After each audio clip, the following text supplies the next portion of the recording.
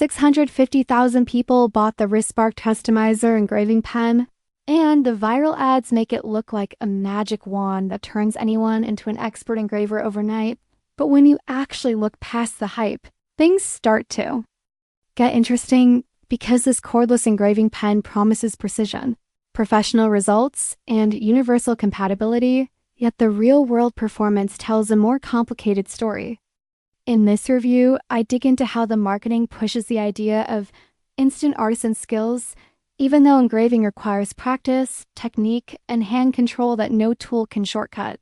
I also break down what the 7,000 RPM motor means in actual use because, while it's fine for soft materials like wood, plastic, and some metals, it struggles with harder surfaces where higher-powered rotary tools perform better.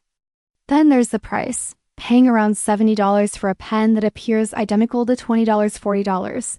Amazon variants raises serious value questions, especially when you trace it back to the same white-labeled origins as Clio's earlier models, which suggests this is more of a branded resell than a breakthrough device. To get the full picture, I reviewed hundreds of comments across YouTube, Reddit, Amazon, and crafting groups, and the patterns are consistent. People mention vibration that makes fine detailing harder, a steeper learning curve than expected, occasional motor stalls, and durability concerns after a few weeks, though others say it works decently for beginners who understand its limitations. So, instead of praising or trashing it, this video lays out the facts clearly.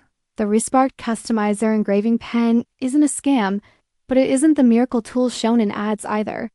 It's a mid-range engraver with very specific strengths and weaknesses, and whether it's worth it depends entirely on your expectations, budget, and what you actually plan to create with it.